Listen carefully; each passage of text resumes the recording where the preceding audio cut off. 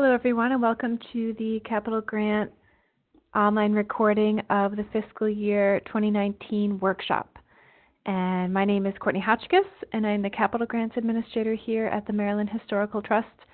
And this presentation is the same one that I've been giving around the state at different locations. I'm just doing an online recording for those who couldn't make it or want to refresh. But I saved it until after I did all the workshops in person to accumulate questions and to answer some of them, which I will do throughout the presentation. So basically I'll tell you a little bit about the program and about the application and what to expect if you do receive funding.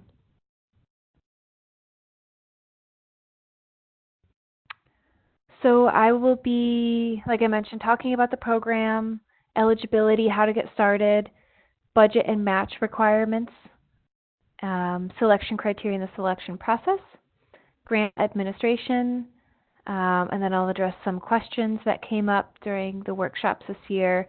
And then in brackets here, you can see it says online application tips. I have created a separate presentation on how to use the online application, which is great for people who have never used it before, or people who haven't used it in a while and need a refresher. So these are the documents I would bring with me to the workshops, and I'm happy to send them to you as PDFs through email. Some of them are already loaded onto the Capital Grants webpage at the MHT website. But basically, I brought the Secretary of Interior standards, just a brief snapshot. You can read more about them at the National Park Service website. Also, all the preservation briefs they have and guidelines for historic preservation. The grant guidelines, which you can find on our website. Also, the online application quick start guide, which is how to use the online application. And like I said, I made a separate presentation recording for that. I also have a one-page flyer about this program, which is a great, just brief overview of this program, also good for handing out to others who might be interested, as well as a compilation of other funding sources, either local, statewide, federal, just different options for historic preservation projects.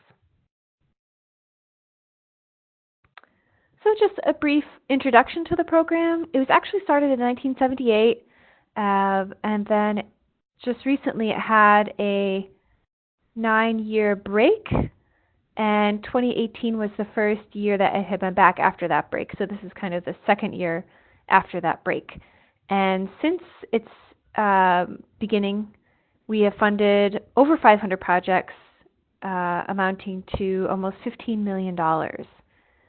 And the focus of the Capital Grant project at MHT is historic preservation, so preserving the historic fabric of buildings and structures that are significant to Maryland's history.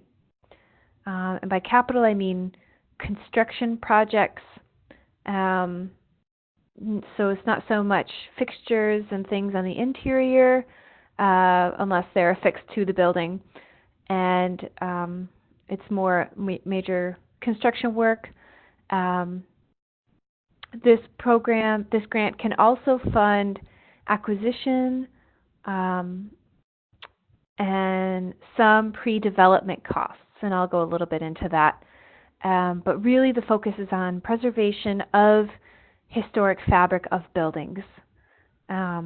There's also other criteria that we look at that I will go into, but that is the main focus of this grant. And there's a note here: it is administered through the Maryland Historical Trust Office of Preservation Services, which is here in Crownsville. So the application process for this grant is 2 steps. There is an intent to apply, which will open at our website on February 1st. And it will be due February 15th. And it's very, very short. It's very brief. It's just to see if there's any red flags and to make sure that your work and the organization is eligible. Also to get you thinking about the full application and things that will be required for that. As soon as you submit an intent to apply online, you will be sent the full application. So you won't have access to the full application until you fill out an intent to apply. And both the intent to apply and full application must be submitted online through our system. The full application will be due on Friday, March 22nd, and that is a hard deadline. So, eligibility. Who can apply for a capital grant? Nonprofits, local governments, business entities, and private individuals.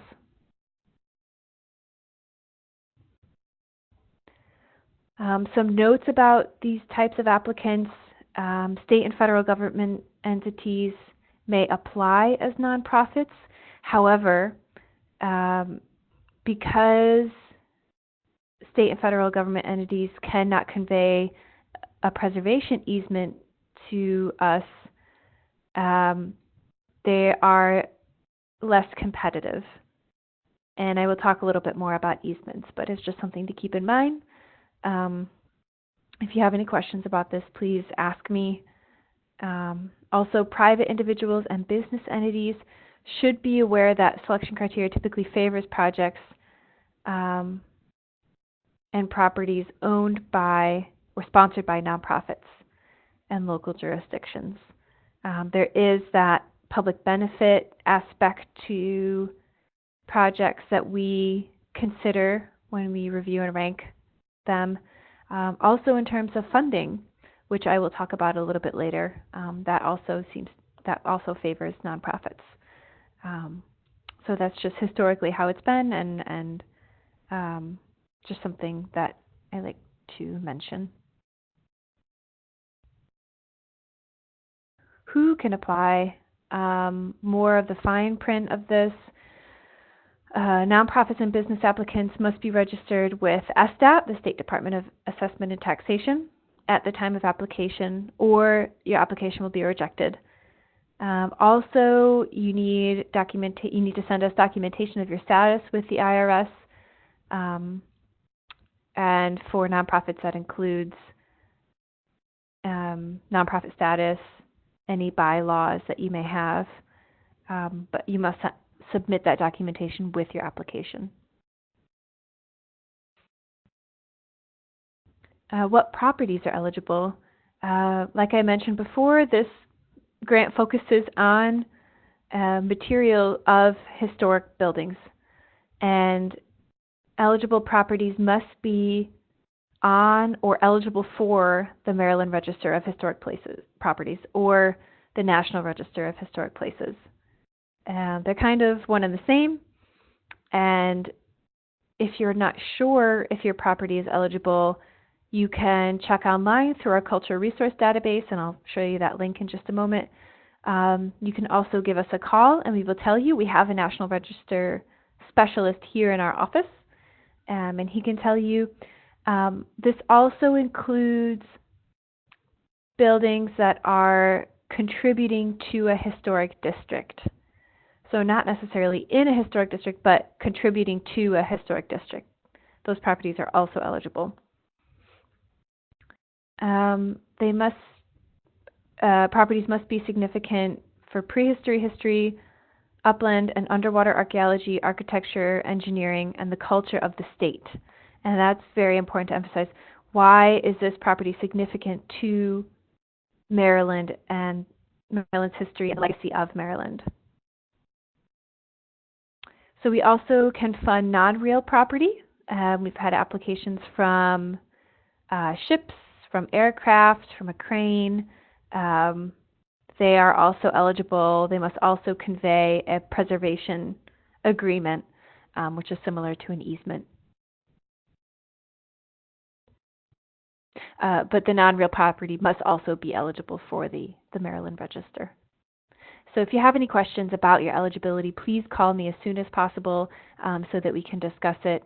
It would be terrible for someone to submit an application and their property is not even eligible for the register.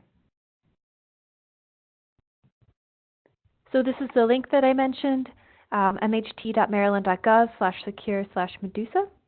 And this launched over a year ago, and it's a wonderful resource to see if your property is on the register, if there's any inventory information, if there's an existing easement.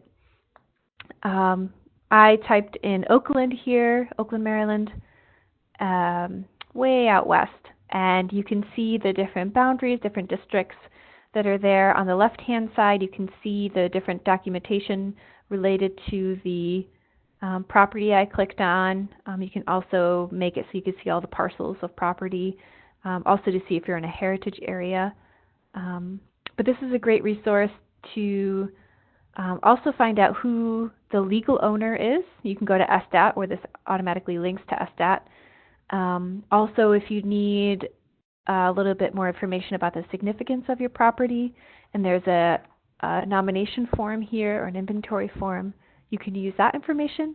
Of course, if you have additional information to nomination form about the significance of your place, whether it's an important event or person that lived there, or the architect is significant, then you are encouraged to include that in your application as well. But this is a really great tool to use. So what activities are eligible? We can fund programs related or projects related to acquisition, rehabilitation, restoration, and pre-development costs, which are part of a capital project, a construction project. So only nonprofits and local governments are eligible to apply for pre-development work, and that explain a little bit more about pre-development costs.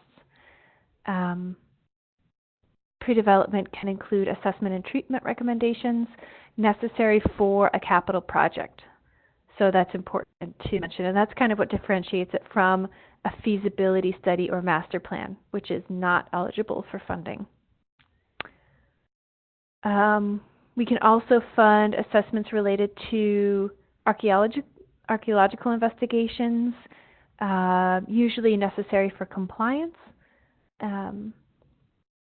Through MHT, through our office here, exploratory archaeology is not always does not always rank highly, is not as competitive. We can also fund pre-development costs related to architectural design and engineering services. And I'll show you an example of that in a moment. Just some things to know. All projects must conform to the Secretary of Interior standards for the treatment of historic properties. And these are federal standards. And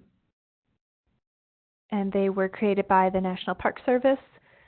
And everything we do, all of our evaluations, all of our treatment recommendations are based on these standards. So you can go to the National Park Service website, check out what these standards are, make sure your scope of work fits into these standards. Also, the Park Service website has a lot of information about treatment of historic properties. So for example, if you have a slate roof, how to treat that and take care of it and to maintain it. So there's lots of information online on their website about treatment of historic properties.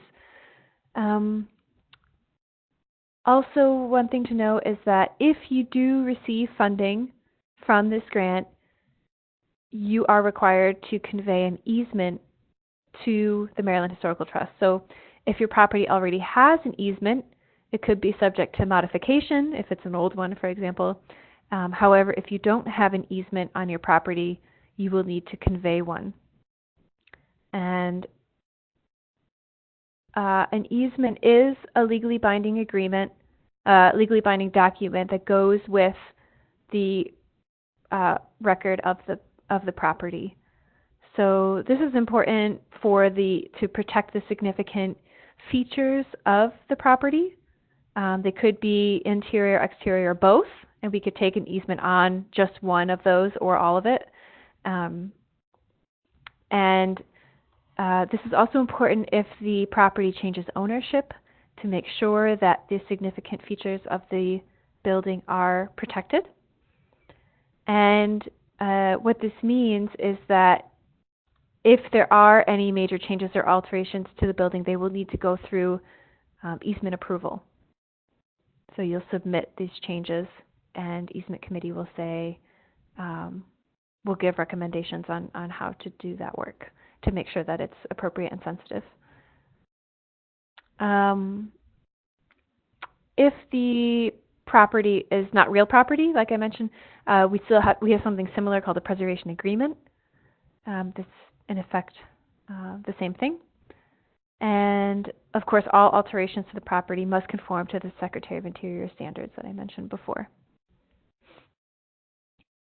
So, like I mentioned, the easement could be interior, exterior, or archaeological, depending as determined by the easement review committee. Also, if you have an older easement, that could be subject to change as well. It also includes land and covered improvements in the case of an easement. It must be maintained in good condition. And also, even if your property has an easement, or in general, if you need technical advice about how to protect your property according to historic preservation standards, easement committee is there to provide that advice. They're really wonderful and very knowledgeable, so you can call them and ask.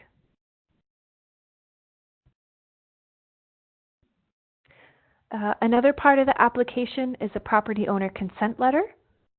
And this letter basically states that the owner of the property agrees that this project can be done. They approve of the project, and also if they need to convey an easement to or modify their easement, that they're willing to do that if they are awarded funds. And we need this letter even if the property owner and the applicant are the same. So if you don't submit this letter with the signature of the legal owner of the property, we will reject your application.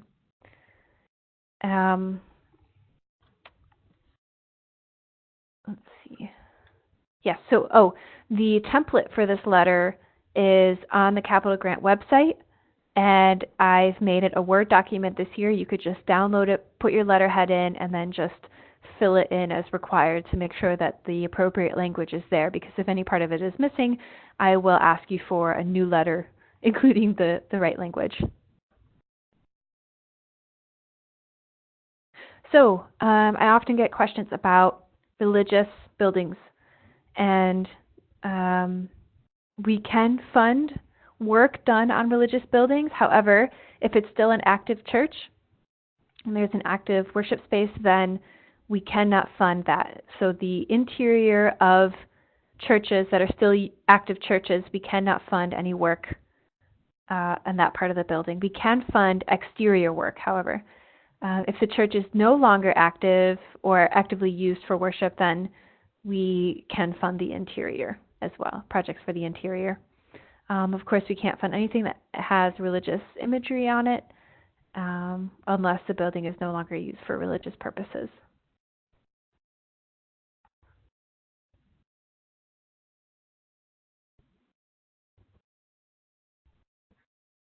So what types of projects cannot be funded? We can't fund projects that are not capital in nature. So if it's not a construction project on the building itself, for example, site work, we can't do any site work. Typically, there are some exceptions. Also, we can't fund projects that have a useful life of less than 15 years. That means, of course, materials improvements should have an expected lifespan of at least 15 years, and that they should be financially sustainable for at least 15 years. Also, projects that don't conform to the standards, we can't fund that. So if you have a big, broad scope of work and part of that doesn't conform to the standards, then we will cut that part out. We won't be able to fund that. Also, this is very important. We can't fund any work that's already underway prior to the execution of the grant. And this is very important because the execution of the grant takes a long time. So because you have a scope of work in your grant agreement that was approved, also you need to get approval for any work from the Easement Review Committee, which takes time, which can't be determined until the grant agreement is signed.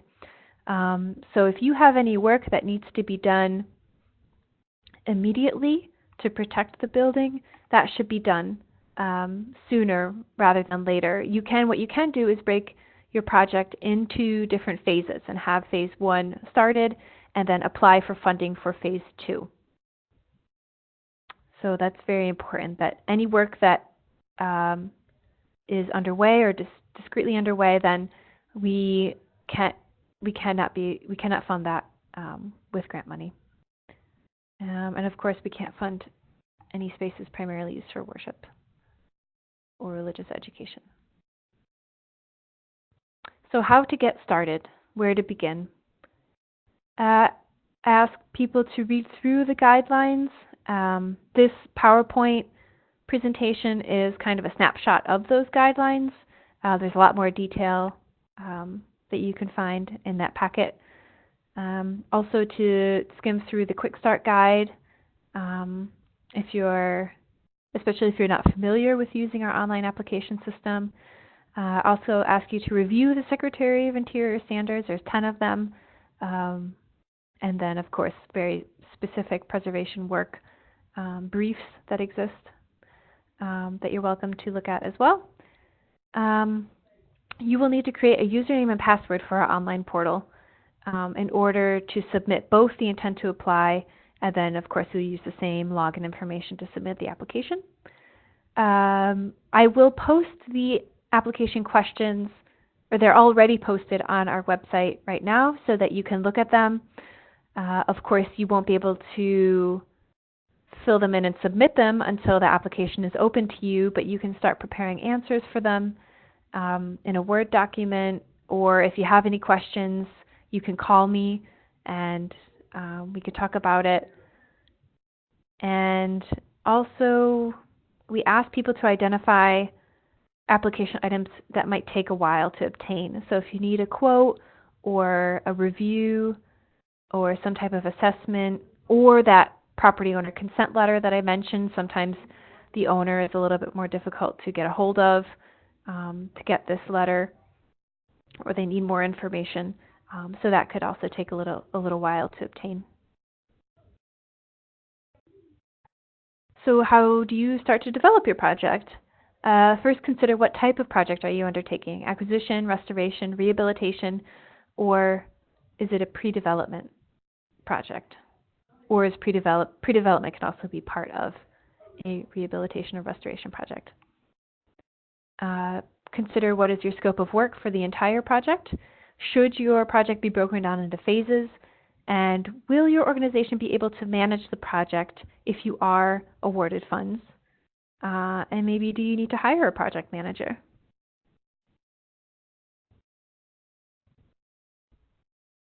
Also consider, what will the entire project cost? If it is a multi-phase project, what is the amount you're requesting from us, and what is the total amount of the project to complete it? Like I mentioned, you might need to hire an architect or project manager to help estimate costs for a large project. And for smaller projects, you might need a price proposal or a quote for work to be done. Also consider what funding sources and resources are available to you, and consider that as you're planning your application, and also let us know. So how to define your project in the application. For your scope of work, what is it exactly that you're requesting from us, and what isn't included? So please be specific. Is your project phased? Are you planning to apply again in future rounds? You're not guaranteed funding. However, you could apply for funding to continue a project or to do the next phase of a project. And does your project meet the standards? Also, your project must be completed or must be completed within a 2-year period. So for your application, you must write it as if it were to begin and be completed within a 2-year time period. We know that construction projects sometimes new things come up as you're doing work. We're okay, we can accommodate that, but please write your scope of work for a 2-year project. And then here the dates that are given are if you were to begin in May of 2019, can you complete the project by May of 2021? Just some examples from the past grant round. We have the Thomas Point Shoal Lighthouse. They requested funding to assess the underpinnings and rods holding that cottage-style lighthouse to see what needs to be repaired or replaced. So grant funding will cover some of the assessment as well as some of the rods that will need to be replaced. They'll try and save as much of the fabric as they can. However, some of them are beyond repair. Also, the Wallace office building in Cambridge. This is a good phased project because they have a lot of work to do. They're addressing the most critical work first. So they asked for funding to address the most important work first.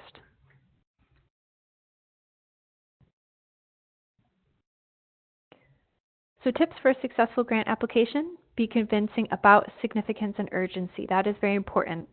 Some of our biggest discussions and most important criteria come from the significance of the site in relation to Maryland's history and Maryland's legacy, but also the significance of the project itself for the building. Is it important, the project you're proposing, to protect or maintain the historic fabric of the building? Also urgency, of course. Is this project urgent? What needs to be fixed need to be fixed now? And if it isn't fixed within the next couple of years, it will be very detrimental. But urgency also refers to any funding opportunities that might be time sensitive. For example, a donor who will match the grant, who agrees to match the grant. That can also be urgent in the sense that it'll go away eventually. Also, if you have some type of big event, maybe a 100th anniversary of the site or a historical event that happened at the site, that can also be, in a sense, urgent. Ensure that the project meets the Secretary of Interior standards. Know what expertise the project requires and assemble a strong project team. Also show us your commitment to the project, including maintenance of the work that's done and of the site in general. How will you protect this investment, these funds from the state? Also review and understand our selection criteria. I will show them on this slideshow, and you can also find them in the guidelines with a little more description. You can address them specifically in your application. That would be great. Also, make it easy for us. We review a lot of applications. Last year we had 70 applications to review, but also assume that we don't know your site.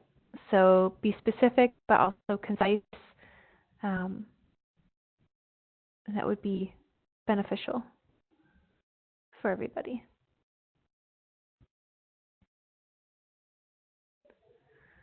We also ask you to know how your project relates to local and state planning goals and regulations. And this is important if you need a permit. Does your project conform with zoning regulations? And will your project require any special waivers or hearings? That's also very important. So just contact your local planning department and to talk about your project. This, in a way, will also help you to gather support.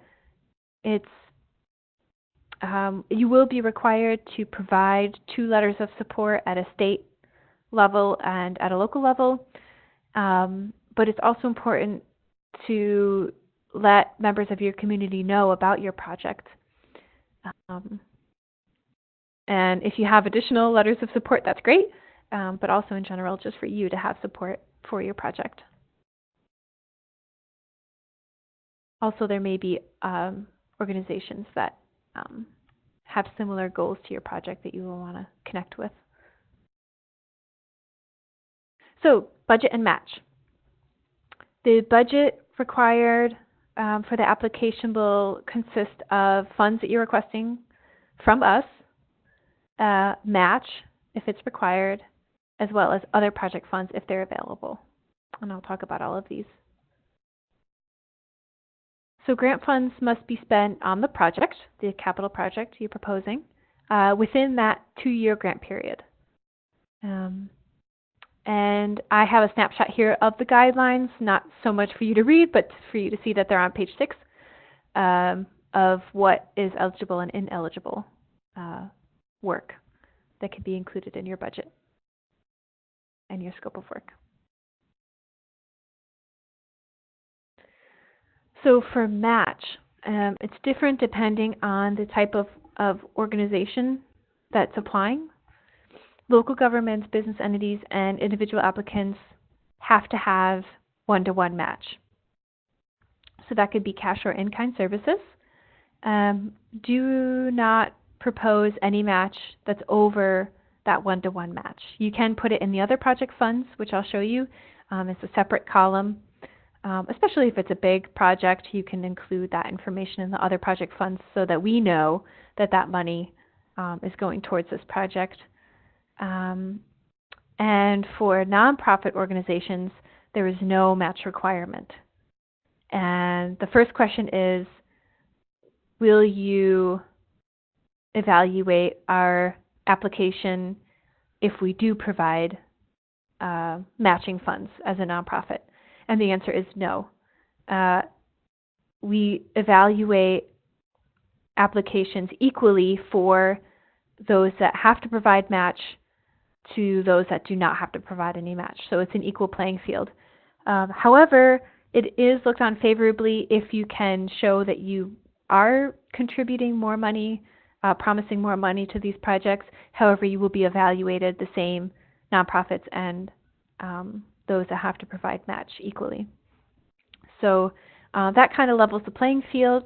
In fact, if you are a nonprofit and you do have funds going towards this project, I encourage you not to put it in the match column, because that will legally bind you to spend that match equally to how grant funds are dispersed. So if you do have it, please put it in the other project funds column, and I will show you what that looks like. But first, talking about match, cash and in-kind match must be directly related to the project defined in the grant application. So cash can be cash expenditure on services or materials, support from a non-state grant or loan. You can't use a state grant as match. In-kind match could be volunteer time, donated professional services, or donated materials.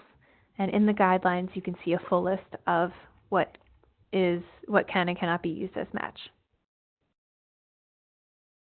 So for volunteer time, there is a standard rate that you can find here at this independentsector.org website. There is a federal rate for volunteer time, and there's also one for Maryland. Please use the one for Maryland. So if you go to this website, it'll ask you to log in. I'm not sure why, because they'd never send you anything.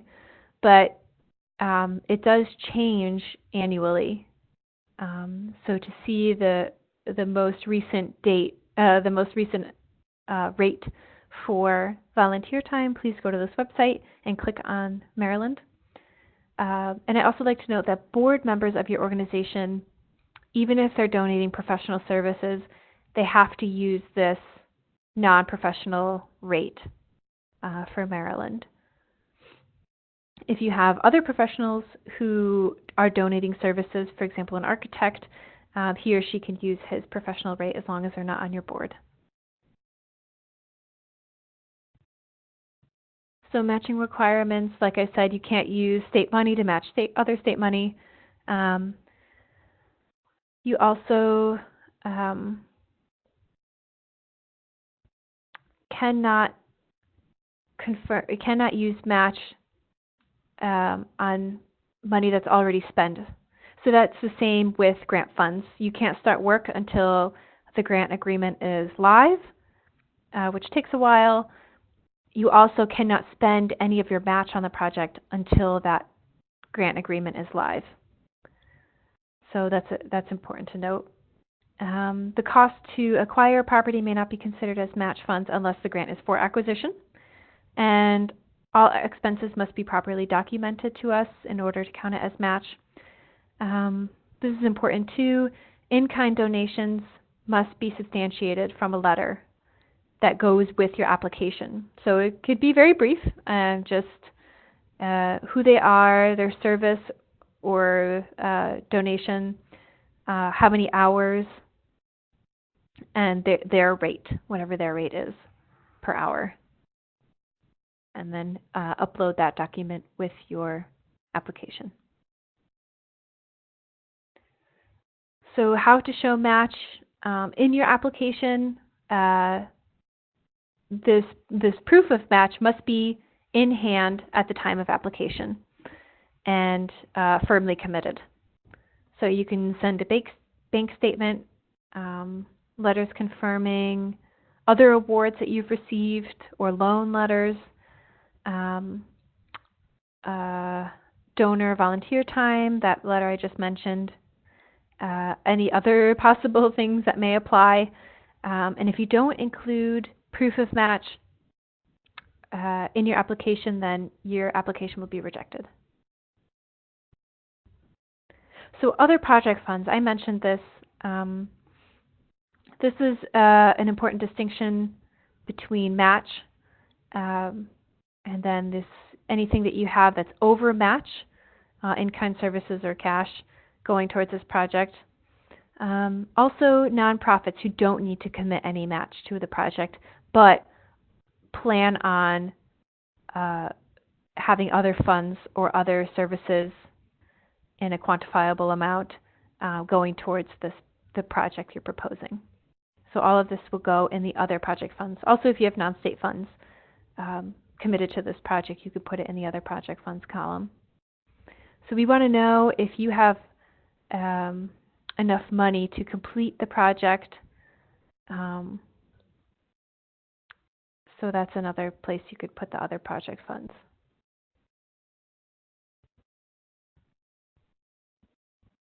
So where does this go in your application? It goes on the budget Excel spreadsheet. So when you click on your application, there's a project design tab, and from there you can download an Excel spreadsheet. Here's an example of what it looks like. At the bottom there you can see there are two tabs on this workbook. There's your budget, and then there's also an example budget which you can use. And there's other pointers at the bottom of the spreadsheet to show just reminders that the minimum you can request from us is $10,000 and the most is $100,000, and other formatting rules for that. And once you are finished filling this out, we ask you to save it and then to upload it to your application, your online application. We also ask you to fill this out before filling out the narrative portion of your budget on your application. It's really helpful because as you're writing the line items, you'll see it kind of breaks it down. We ask you to break it down by trade, for example, carpentry, masonry, and by building element, walls, floors, roof, whatever you need work on. And then this, once you're finished with the Excel spreadsheet, will help you write that narrative portion, and also will help you with your creating your timeline. So also this is the place where you include any match and other project funds. Here we've made it easy. Any information you put on the line item, on the lines there, will be automatically calculated at the bottom. So any place that says totals. The match section, cash and match totals, and then there's a total match underneath that, you can see. And then there you can see to the right of that, there's that other project funds column.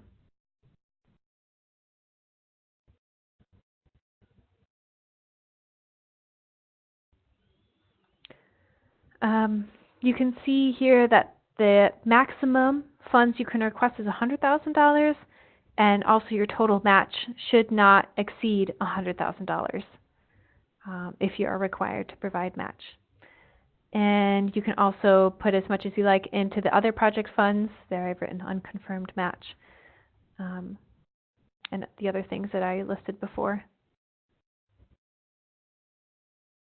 So just some budget creation tips. It's good to define a project that meaningfully relates to the grant amount and to break it down.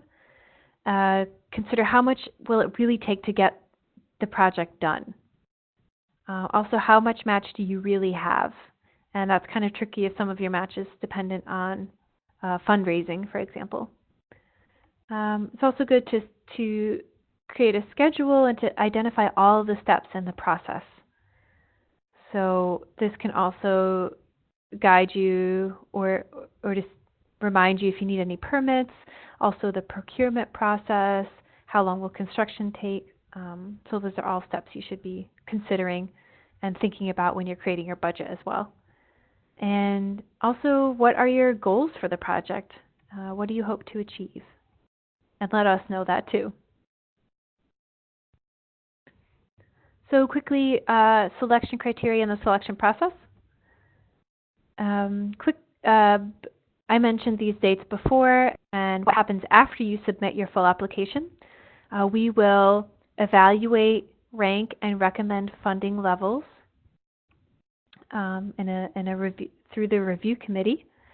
After the review committee does that, I create a report and present to the Board of Trustees, who will also review the recommendations and give their recommendations to the Secretary of Planning up in Baltimore. And then once that is decided, award letters are sent out.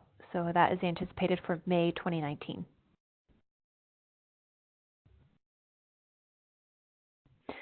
Selection criteria, I won't go through all of them. You can read more about them in your guidelines, but I do want to emphasize a couple of things, particularly significance and need.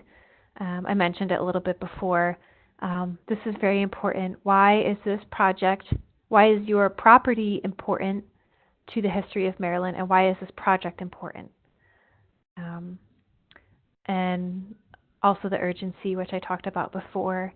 We will look at your project design, your financial capability, your schedule, administrative capability, professional capability if you've sought out any professionals for quotes or treatment recommendations.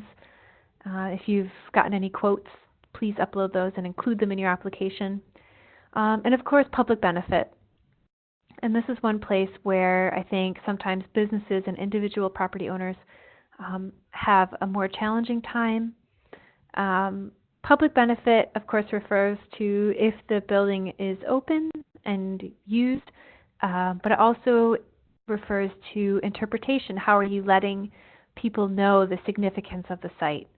And why is it important that we protect this place regarding the history of Maryland? So also, the educational and demonstrative value. So these are things that we consider while we evaluate applications. And if you have any questions on these, or if you feel like it's a weak point in your application, please contact me and we can talk about it. Grant administration. I've talked about a lot of these dates already. But just continuing on, June we will it's anticipated that June of next year we will start sending out grant agreements that need to be signed and returned back to us. And that's when, hopefully in June, work will be able to begin. It might be a little bit later depending on when things are signed. And then approximately by May 2021, we anticipate that construction will be finished. I do like to mention, I think sometimes people panic, like what if we're not done by May 2021? As long as projects are progressing and moving forward, then we can extend that. So it's on a case-by-case basis, but just so people don't panic, that if something comes up and we need to extend that deadline, that is a possibility. But please write your application for your project to be completed in that 2-year time span.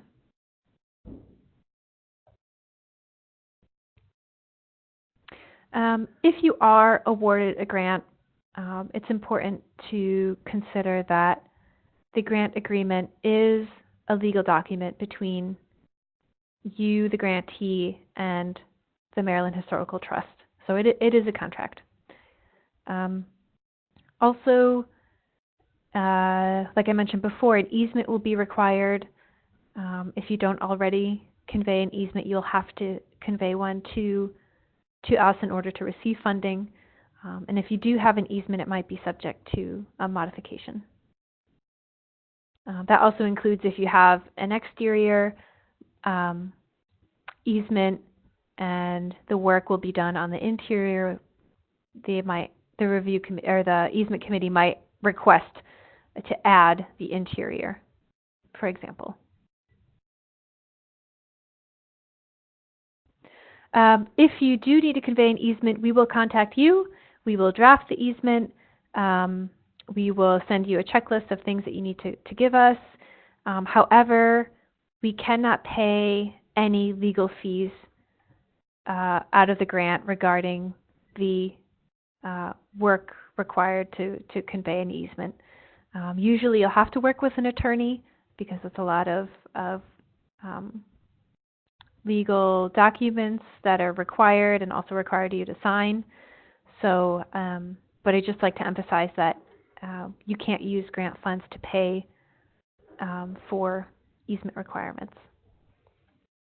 And it's also important to note that if you need to convey an easement, it could take a while. It could take a couple months. It could take several months.